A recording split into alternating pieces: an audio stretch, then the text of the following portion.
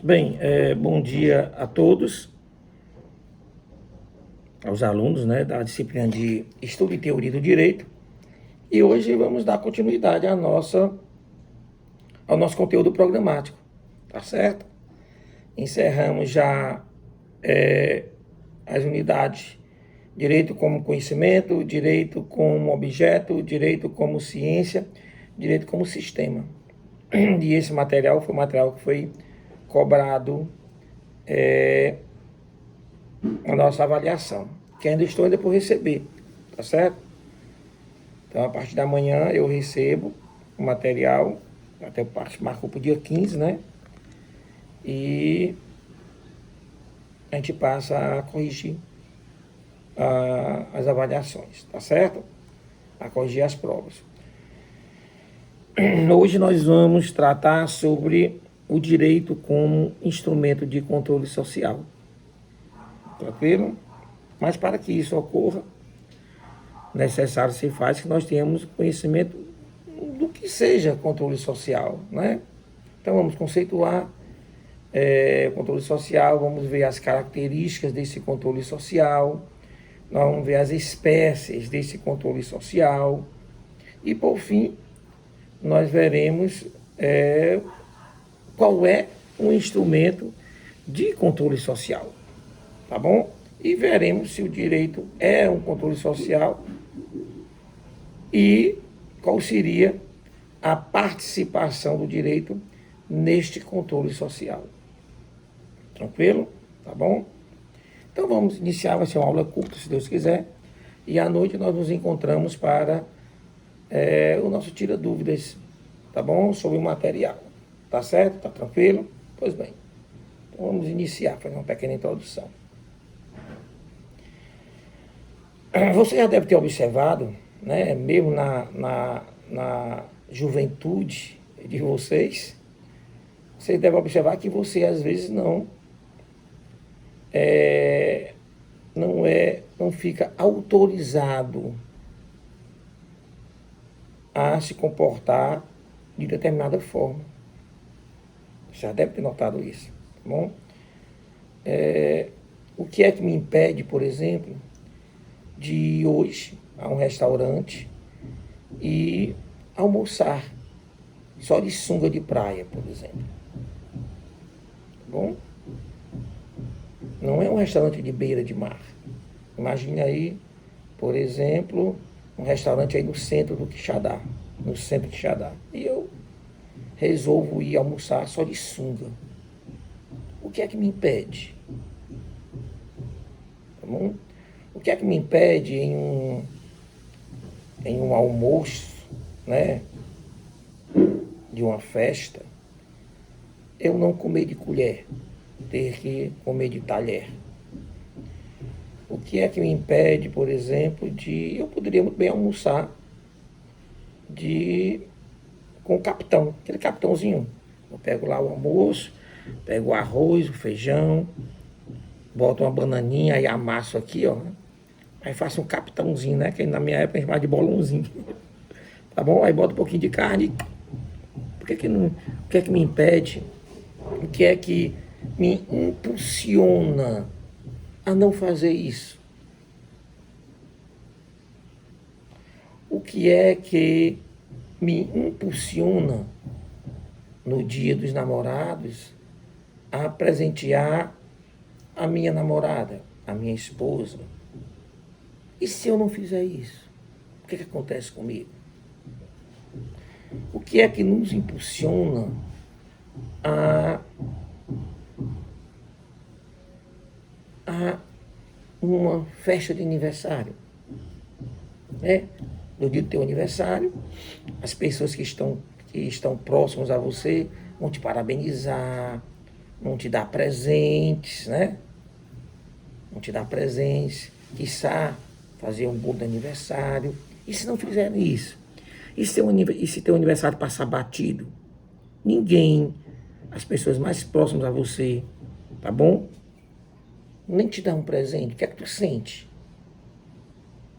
Pois bem, todas essas atitudes que eu falei para vocês, não há lei. que nos proíba de praticar. Não há uma lei que me proíba de ir ao restaurante só de calção. Não há uma lei que me proíba de não fazer aniversário, ou que me obrigue a fazer um aniversário. Não há uma lei que me obrigue a comer de talher. Eu posso comer muito bem só com as mãos. Eu gosto de fazer isso quando eu era desde criança, mas obviamente eu só faço quando eu estou em casa. Bota ali um pouquinho de arroz, feijão, carne, bota uma farinha, aí bota uma banana para dar liga. E ali a gente faz, ó, bolozinho e vai comer. Eu acho super gostoso. A minha mãe fazia isso com a gente quando a gente era criança e passou pra gente, tá bom? Eu não faço isso com meus filhos, mas que é bom, eu gosto, tá bom? Mas eu não vou pro restaurante fazer isso. Eu não faço isso no restaurante, tá certo? Então não há leis, mas no entanto, nós nos sentimos pressionados a nos comportar conforme um determinado padrão. Tá certo? E aí tu se sente agora um pouco acuado. Se sente um pouco controlado. Pois bem, essas forças, né, que nos fazem nos comportar sob um determinado padrão, isso é um controle. Como nós estamos diante de uma sociedade, obviamente que esses padrões eles vão estar coadunados com os valores daquela sociedade. Aí nós estamos diante agora de um controle social. Se nós fôssemos definir controle social, nós poderíamos definir como um processo através do qual a sociedade amolda os seus membros, tá bom? Amolda o comportamento de seus membros, tá bom? Fazendo com que eles se conformem-se dentro dos padrões por ela consagrados. Isso é controle social. E nós temos modo de sentar, modo de nos vestirmos, como andar, tá certo? Como até deitar. Nós temos como deitar. O modo como nos expressarmos uns frente aos outros. Então, é de bom tom, por exemplo, que quando você vai sair de casa pela manhã e se encontra com o seu vizinho, que você o cumprimente, tá certo? Mas é obrigado. E se você não cumprimentar? Você ignorá-lo, desprezá-lo, como se ele nem existisse. Tá certo? Então, esses são os padrões que nós devemos nos conformarmos. Isso não quer dizer que eu sou obrigado a fazê-lo. Não sou obrigado a fazê-lo em determinados comportamentos, mas tem outros que é obrigado. Por exemplo, eu vou para um determinado local, efetuar um pagamento, e ali tem uma pessoa à minha frente. Eu fico atrás dela. É o que a gente chama de fila. Tá certo? A fila é um comportamento obrigatório. Vai furar para tu ver o que acontece. Inclusive, poderá ter consequências jurídicas sobre isso. Tá bom? Consequências jurídicas sobre esse comportamento de não respeitar uma fila. Mas outros não. A minha esposa, por exemplo, se eu, porventura, viesse a esquecer a data em que nós nos conhecemos, a data em que nós começamos a namorar, ou esquecer a data do nosso casamento, ou esquecer a data do aniversário dela, meu amigo, é complicado. E eu também ficaria chateado se a minha esposa, por exemplo, não lembrasse do meu aniversário, passasse batido. Mas ela é obrigada a lembrar, ela é obrigada a me presentear, ela é obrigada Não, essa obrigação ela fica sobre um parâmetro, tá bom? De não obrigatoriedade, de não haver uma pena, uma sanção prevista, mas pode sim haver, e você pode se sentir-se obrigado a comportar-se dessa forma. Isso é controle social, ele está em todo canto, o modo de se dirigir, o modo de se comportar-se diante das ruas, andando nas ruas, tudo isso nós temos regras, tá bom? Tem ruas que eu não posso entrar à direita. Pô, mas minha casa é bem aí na esquina, mas você não pode entrar à direita. Você vai ter que fazer o contorno lá na frente. Por que eu vou ter que fazer o contorno? Tá bom? Mas se eu não fizer o contorno, eu poderei sim sofrer sanções. Essas são tidas como obrigatórias no sentido estrito, tendo em vista que terá uma sanção, uma punição, caso não venha a ser, não venha a se cumprir o dever ser. Tá bom? Enfim. Então, esse processo, né? Esse processo que nós estamos envolvidos por fazermos parte de um grupo social. Então, existe um processo que vai fazer com que nós venhamos a nos comportar de acordo com os padrões que nós, ou que a sociedade, escolheu como consagrados e que não vai ser impostos.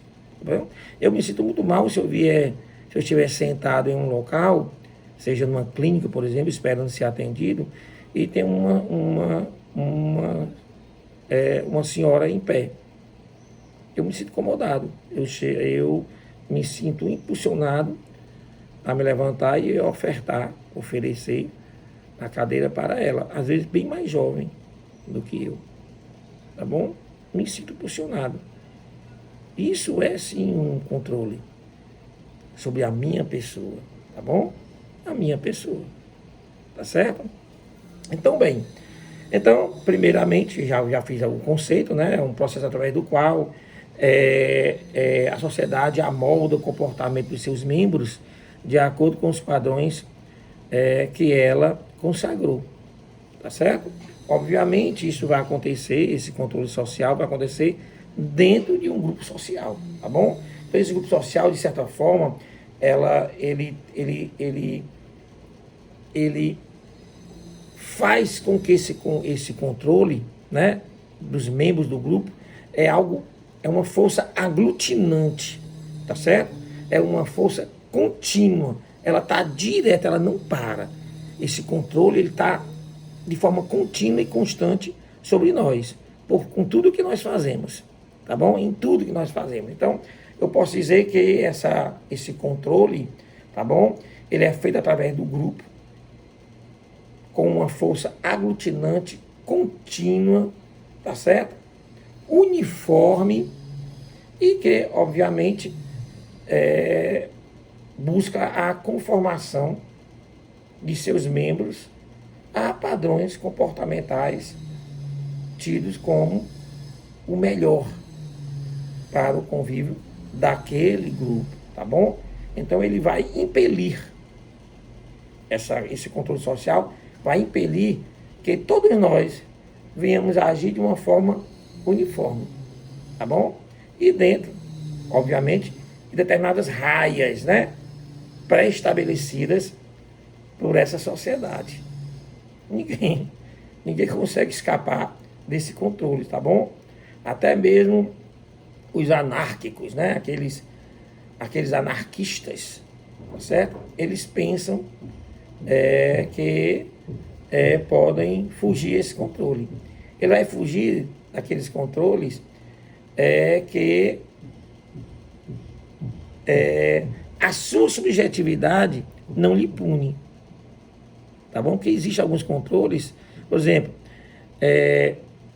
de dar esmola. Você vem andando na rua tal, e tem uma pessoa moribunda, né, sentada ao chão, numa aparência de que está passando fome, de que não tem uma saúde muito boa, e ela fica ali sentada e te pede esmola. E aí você fica impelido a ajudar aquela pessoa, seja com dinheiro, ou às vezes seja com um prato de comida, uma quentinha que você compra e tal. E quem não faz isso, vixe Maria, né? Essa pessoa é uma pessoa impiedosa, insensível, tá bom? Mas tem pessoas que não fazem isso não. Então, esse comportamento é um comportamento que a punição está dentro de cada um de nós. É muito subjetiva. Então, pode ser que esses chamados, né, anarquistas ou esses que vão de encontro ao controle social, eles têm um limite. E o limite deles é que eles só vão até onde subjetivamente eles possam responder por seus atos. Objetivamente eles recuam. Eles são obrigados a recuar. Ou eles recuam ou eles vão sofrer um percalço, né, uma perseguição, uma sanção do grupo. Tá bom? Tranquilo? Então, esse controle social, ele vai se retratar, tá bom? Dirigindo as nossas atividades diárias, tá bom? Faz com que elimine as resistências, os desajustamentos, tá bom? Então a gente vai se conduzir, a gente vai dormir, a gente vai despertar, vai se conduzir da forma que eles desejam, mais ou menos vamos dormir e acordar mais ou menos na hora daquele grupo, tá bom? Os alimentos, nós vamos gostar daqueles alimentos que estão mais próximos a cada um de nós, tá bom? A moda, o vestir, você acha que você escolhe o que você vestir, você não escolhe, existe um padrão que nos é ofertado, tá bom? Nos é ofertado. Então, se eu mostrar a vocês uma foto minha de 1976, eu vou ser motivo de chacota. Vocês vão rir, vão chorar, né? Eu com a calça de veludo, super apertada, com um cinto de mais de 4 dedos de grossura. Quer dizer, para que cinto se a calça é super apertada? Como é que eu vou usar veludo numa terra tão quente, né? A boca de sino dessa largura cobrindo todos os pés. O meu sapato era um sapato chamado, na época, Cavalo de Aço, em homenagem a uma determinada novela da época, se eu não me engano. Mas se vocês quiserem, bota na internet, vocês vão ver o tamanho do tamanco que era o sapato, tá bom? E uma blusa super florida, o cabelo que hoje as pessoas tendem a alisar, na época a gente tendia a deixar descrespo, porque era aquele chamado Black Power. Então, cara, eu vou mostrar a vocês agora essa minha foto, vocês vão me ridicularizar, mas era a moda. Eu me encurvei diante da moda, para que eu fosse aceito, frente aos que me eram próximos, a meus amigos. Se eu quisesse chamar a atenção de uma determinada garota, eu tinha que fazer parte do grupo. E o grupo naquela época se vestia dessa forma. Tá bom? Então, a moda também era uma forma de buscar esse controle. Você vai se vestir, né? Mais ou menos dos padrões que eles desejam, tá certo? A educação é uma forma de controle social. Estamos vendo aí as mudanças que estão ocorrendo na educação, principalmente no ensino fundamental, pelo fato de termos simplesmente mudado de governo. E aí vem uma nova ideologia, e essa nova ideologia agora deseja que nós nos comportemos, ou nossos filhos se comportem de outra forma. Tá vendo aí? Como é que ela se retrata? Professor, e o desajustado? Aqueles que não vão de encontro, tá bom? Ou aqueles que vão de encontro aos padrões comportamentais consagrados? Bem, a esses, eles vão sofrer censuras, vão ser repudiados, às vezes castigados, às vezes chacotados, tá bom? Às vezes eles são ignorados. Às vezes um comportamento que você faz que vai de encontro à sociedade, você pode sofrer sanções simples como uma vaia, e você se sente constrangido com aquela vaia, ou às vezes pode ser uma coisa que pode chegar a uma agressão. Pessoas não aceitam o seu comportamento e passam a te chacotar de uma forma que você pode ter que correr risco de vida. Vou dar um exemplo para vocês, Vocês lembram? Eu não lembro da pessoa. Era uma jovem em que ela foi para a faculdade com um vestido, um mini vestido. Um mini vestido ela foi. E aí quando ela foi para a faculdade, ela foi repreendida por todos. E foi uma repreensão que foi crescendo, tipo um efeito manada, que ela teve que sair da faculdade protegida. Teve que sair da faculdade protegida. E depois, obviamente, uma pessoa dessa, ela se beneficiou com essa situação. Ela chegou a fazer parte de programas, revistas, enfim. Eu não estou lembrando o nome dela, mas vocês vão encontrar aí na internet, tá bom? E talvez hoje à noite a gente comente sobre esse assunto. Viu aí? O que acontece às vezes quando você é considerado um desajustado ou aquele que não venha a se comportar dentro dos padrões consagrados pela sociedade, pode acontecer isso, tá bom? Então, vimos aí o que é o conceito, vimos aí algumas características, vimos aí como é que a atuação desse controle social, vimos também como é que ele se retrata, vimos o que acontece com os desajustados, tá bom? Professor, e quais seriam as características desse controle social? Primeira característica é que ele é contínuo, é a continuidade. O que quer dizer isso? Não há interrupção. Manhã, tarde, noite, madrugada, dormindo ou acordado, esse controle está exercendo, tá bom? A sua força sobre nós, sobre o nosso comportamento. Então, a primeira característica é a continuidade, tá certo? A segunda característica é o que nós chamamos de insensibilidade. Agora, tem que ter cuidado com que seja essa insensibilidade. O que quer dizer o fato do controle social ser insensível? É o seguinte, enquanto nós estivermos nos comportando de acordo com os padrões escolhidos, consagrados pelo grupo social, enquanto nós estivermos nos comportando dessa forma, você não sente esse controle social. Você não sente. Aí está a insensibilidade, tá bom? No momento em que você choca ou vai de encontro a esse comportamento, aí tu sente a pressão desse controle social. Então, a princípio, ele é insensível.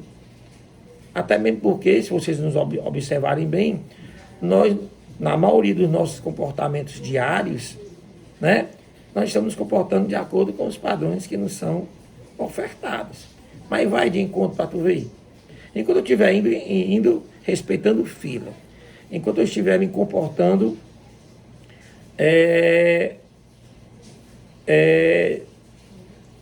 em termos de etiqueta num restaurante, enquanto eu estiver cumprindo, né, o que é exigido em datas especiais, tá certo? Enquanto você estiver dentro desses padrões, é insensível o controle social. Agora, no momento em que você passa a ignorá-los, no momento em que você passa a se comportar de forma diversa aos padrões consagrados, aí você vai sentir, sim, essa força aglutinante, ou, pelo menos, as sanções advindo dessa força aglutinante. Tá bom? Terceira característica, o controle social, ele é necessário. Tá bom? Ele não é ruim. Ele é necessário. Primeiro porque ele vai trazer segurança. Tá certo?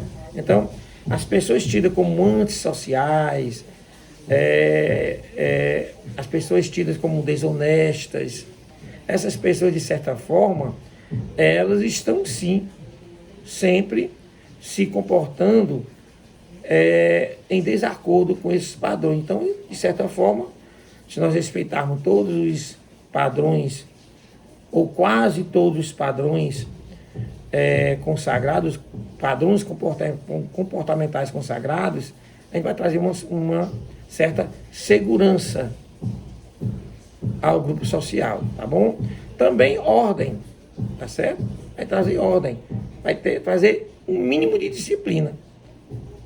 Porque já pensou se todos nós tivéssemos de comportar de acordo com como acha que deve se comportar? Ou agir de acordo com o que você pensa que é o certo? Ia ter uma desordem total. Até mesmo porque o que é certo para mim pode ser errado para você. E aí, nós estamos diante de juízo de valores. No entanto, a sociedade como um grupo, ela pode sim determinar o que é certo. Tá bom? Para aquele tipo de comportamento. O que você acha não importa. Tá certo? O que você acha não importa. No entanto, de certa forma, quando nós escolhemos alguns padrões comportamentais e os consagramos, tá bom? Nós estamos ali, de certa forma, norteando um mínimo de disciplina. E isso traz ordem. Tá certo? Tranquilo? E, obviamente, se nós estamos diante de um instituto que nos traz segurança e que nos traz ordem, então, consequentemente, vai trazer uma eficiência, né? Uma eficiência no que nós chamamos de funções sociais. Todo grupo social tem funções para com os seus membros.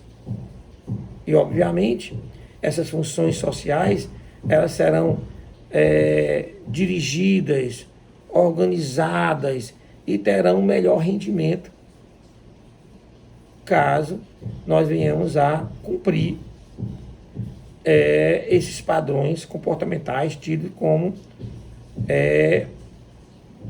mais importantes para o grupo social. Então vai trazer uma eficiência.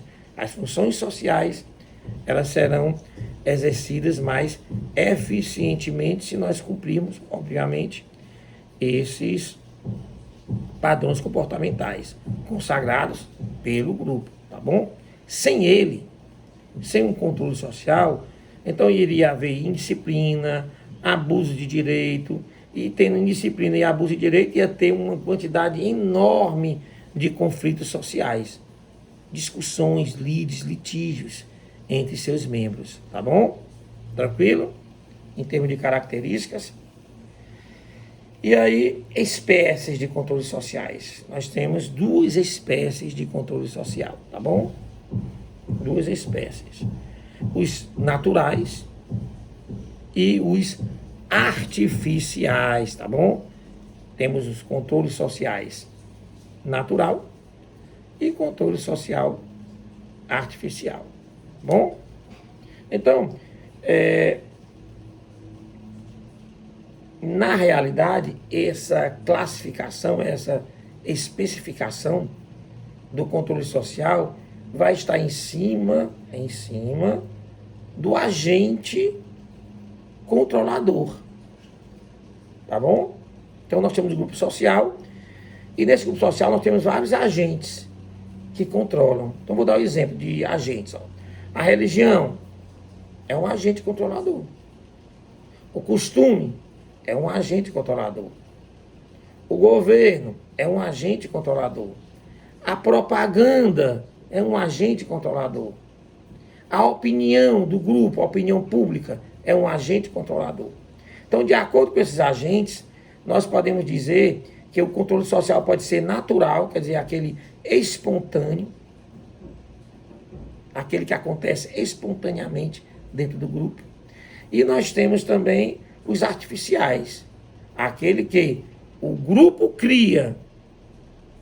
Ele não nasce espontaneamente, ele é criado, tá bom? Pelo grupo para controlar seus membros. Então vamos lá. Professor, quer dizer que o controle social natural é aquele que nasce espontaneamente dentro do grupo. Verdade, tá bom? E os artificiais, o grupo como um todo cria esse agente e esse agente passa a atuar junto a seus membros. Então vamos lá. Exemplo de grupo ou exemplos de controle social natural. Aí nós temos, geralmente acontece aquele grupo mais simples, tá bom? Não é aqueles mais complexos, não. A religião. A religião ela é inerente a todo grupo. É inerente a cada um de nós e, consequentemente, qualquer grupo humano. A religião, ela tem ela atua de forma espontânea no grupo. Outro, o costume. O costume são comportamentos tidos como importantes, né, para a sociedade. Ele nasce espontaneamente, esse costume. O costume de fazer um bolo de aniversário, o costume de dar ovo de chocolate na época da Páscoa, tá bom? O costume de dar bom dia aos seus vizinhos quando você se encontra, ou de apertar a mão de um amigo, no caso de entre os homens. Entre as meninas, geralmente elas se abraçam, né, trocam beijinhos e tal, enfim, tá bom? Esse costume ele nasce espontaneamente. E, obviamente, quando todas as vezes que se reunir vários seres humanos, tá bom? Vários seres humanos, um grupo de seres humanos, um grupo social, todas as vezes que nasce esse grupo social, automaticamente nasce também, de forma espontânea, uma opinião daquele grupo. Às vezes, a nossa opinião pessoal, individual, ela não é a mesma do grupo. Às vezes você pode divergir do grupo. No entanto, se você quiser permanecer no grupo, você vai ter que se dobrar diante da opinião do grupo. Tá bom? Do grupo. Então, imaginemos um grupo de 20 pessoas. E aí, esse grupo resolve criar regras. Né? E aí, quem é que vai chefiar o grupo? Aí o grupo diz, vamos fazer uma eleição. Né? O vencedor, a quem tiver a maioria absoluta, vai chefiar o grupo. Aí, todos os 20 estão em acordo, aí todos os 20, sim, nós estamos. Então, pronto. Fizeram a eleição e uma pessoa, um dos membros, venceu por 11, com 11 votos. Quer dizer, 9 não votaram nele. 45% não votaram nele. Mas vão ter que se curvar. Não aceita não? Então sai do grupo. Então a opinião do grupo nasce espontaneamente dentro do próprio grupo. Juntou mais de uma pessoa, nasce logo uma terceira vontade. Quando duas vontades humanas se unem, nasce uma terceira vontade. Basta você,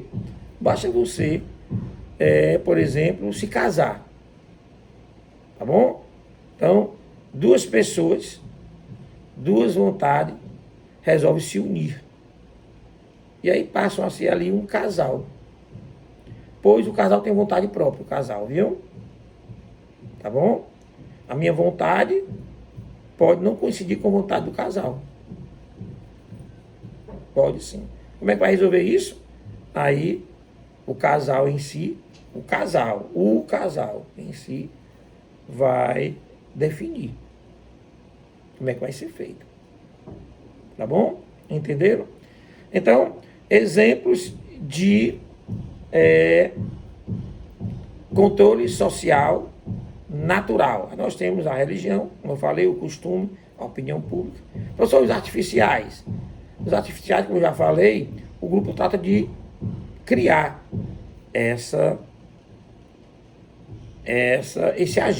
esse agente controlador, tá bom? A nós temos, por exemplo, a propaganda.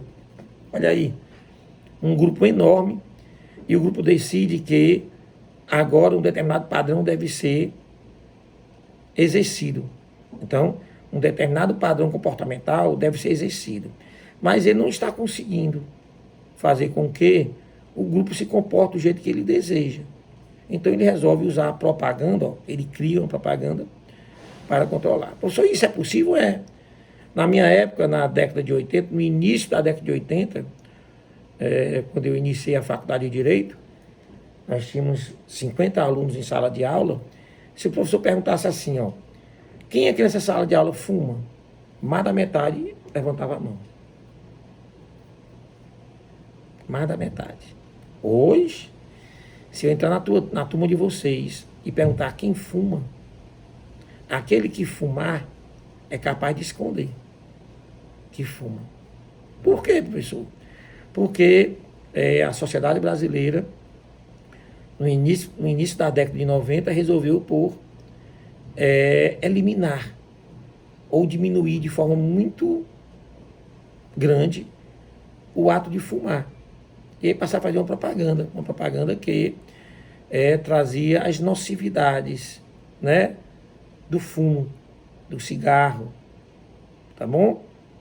E aí, todo dia, durante vários meses, durante anos, durante décadas. E hoje, nós temos o fumante, ou o comportamento de fumar, como um comportamento que não é bom. Tá bom?